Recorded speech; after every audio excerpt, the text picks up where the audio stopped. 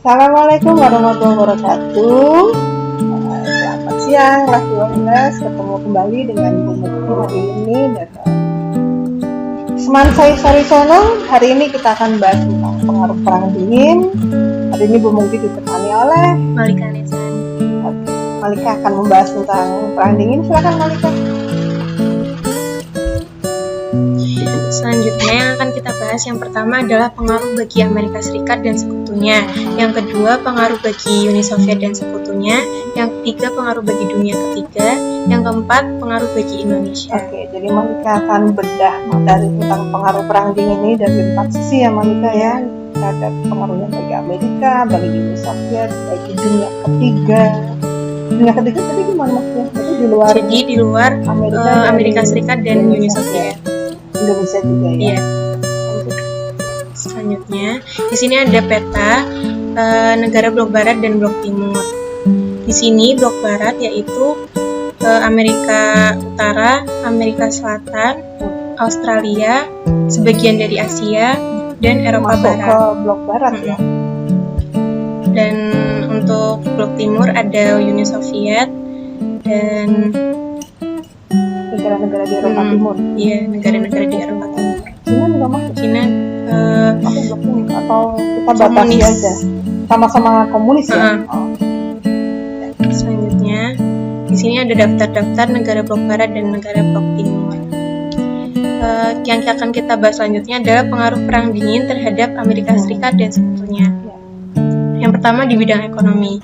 Amerika Serikat itu sebagai negara kreditor terbesar memberikan bantuan ekonomi kepada negara-negara yang sedang berkembang. Dia yaitu bisa punya uang banyak dari Perang Dunia II. Oh iya ya, dia ini ya toksis semua kebutuhan ya.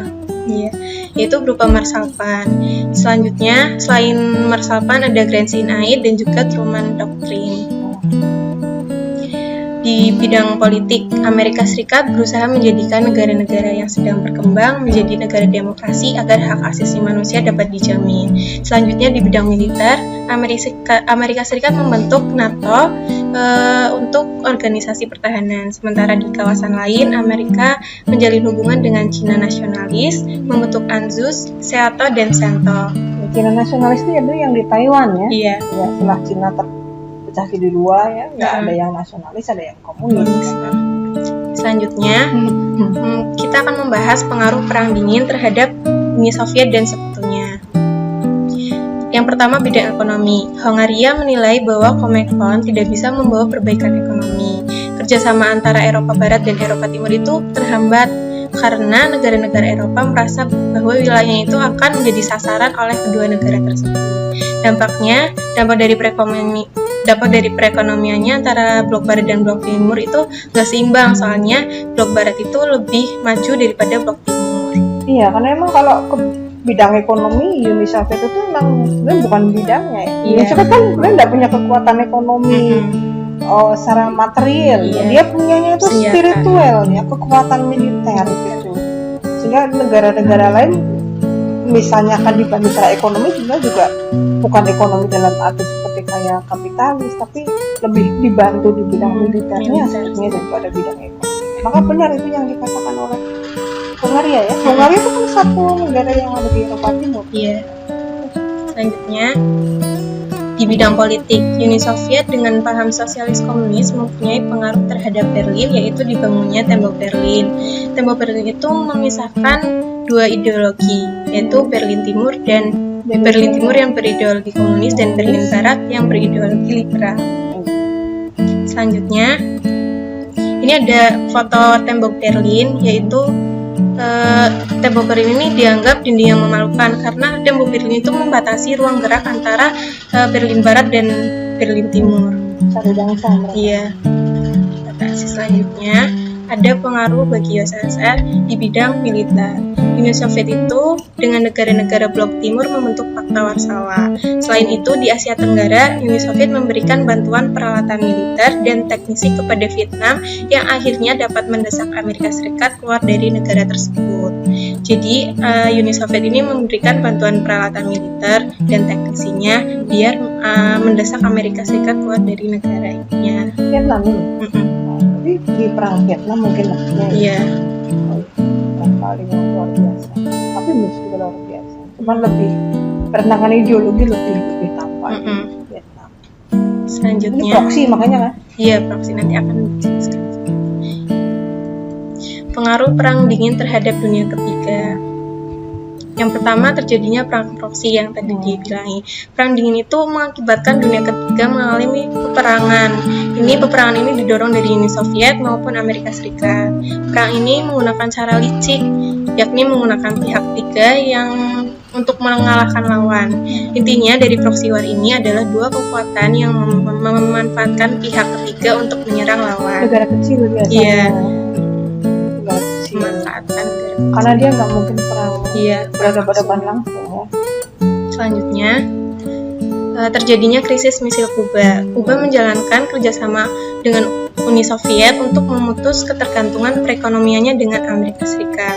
Amerika Serikat itu tidak senang karena pemerintahan Kuba itu cenderung komunis, karena Kuba itu berpihak kepada Uni Soviet, sedangkan Uni Soviet yang dekat dengan Kuba ingin menempatkan pengaruh komunis ke kawasan Amerika sekaligus buat persaingan terhadap kekuasaan Amerika Serikat. Iya, Amerika berpikir panjang kalau kan Kuba itu berkaitan sekali dengan Amerika Serikat. Nanti ada petanya bahwa menunjukkan Kuba dekat sama Amerika Serikat. Ini Amerika Serikat, di sini Kuba, jadi berdekatan dengan Amerika Serikat. Selanjutnya, ada tokoh-tokoh krisis misil Kuba. Yang pertama John F. Kennedy itu adalah presiden dari Amerika Serikat. Yang kedua Fidel Castro adalah pemimpin dari Kuba. Yang ketiga Nikita Khrushchev adalah pemimpin dari Uni Soviet. Selanjutnya, peta gerakan non-blok. Di sini ada Afrika. Negara-negara Afrika banyak ya yang banyak dalam gerakan non-blok ya. Terus ada Asia Selatan, termasuk Indonesia. Terus juga di Amerika Selatan ada Brazil dan lain-lain. Selanjutnya, tidak memihak blok barat maupun timur. Politik bebas. Kalau konsisten bagus. Iya. Selanjutnya, ini daftar-daftar negara gerakan non-blok. Yang terakhir muncul gerakan non-blok. Third worldism adalah politik yang memperjuangkan persatuan negara-negara dunia ketiga melawan pengaruh dunia pertama. Grup ini dikenal sebagai grup gerakan non-blok. Grup ini menjadi landasan hubungan dan diplomasi antara sesama negara dunia ketiga dan antara dunia ketiga dengan dunia pertama dan kedua. Selanjutnya, pendiri dari gerakan non-blok ini ada 5 pemimpin dunia, yaitu pertama dari Yugoslavia, Josip Broz Tito. Dari Eropa ini ya. Selanjutnya, Yugoslavia. Dari Indonesia adalah Presiden Soekarno. Selanjutnya dari Mesir adalah Gamal Abdul Nasser. Selanjutnya dari India Pandit Jawaharlal Nehru. Selanjutnya dari Ghana yaitu Kwame Nkrumah. Selanjutnya, 5 pilar utama basis gerakan non-blok. Yang pertama, saling menghormati integritas teritorial dan kedaulatan. Yang kedua, penjagaan non-agresi. Yang ketiga, tidak mengintervensi urusan dalam negeri negara lain. Yang keempat, kesetaraan dan keuntungan bersama. Dan yang kelima, menjaga perdamaian. Selanjutnya, kita akan membahas pengaruh Perang Dingin terhadap Indonesia. Yang pertama di bidang politik dan militer. Indonesia menjadi salah satu negara yang mempelopori gerakan non-blok, yaitu negara yang tidak memihak blok barat maupun blok timur, tetapi berpolitik bebas aktif dan menjadi pihak netral. Contoh lainnya adalah gerakan PKI di Madiun dan gerakan G30 SPKI. Kita pernah mengalami itu ya. Ternyata itu merupakan pengaruh dari Selanjutnya ada bidang ekonomi. Indonesia mendapatkan pengaruh dari barat dan timur, yaitu balance of power, yaitu bantuan ekonomi masa awal kemerdekaan dari timur, masa liberal dari barat. Salah satunya adalah mutual security aid. Nah, ini yang menjadi salah satu alasan jatuhnya kabinet Sudirman. Dari timur. Iya. Selanjutnya masa terpimpin dominan dari timur karena kedekatan Presiden Soekarno dengan Perdana Menteri Uni Soviet dan pada Orba dominan barat. Oke, sebentar. Untuk gerakan non-blok ini ya, ketika blok barat dan blok timur masih ada, memang seperti itu.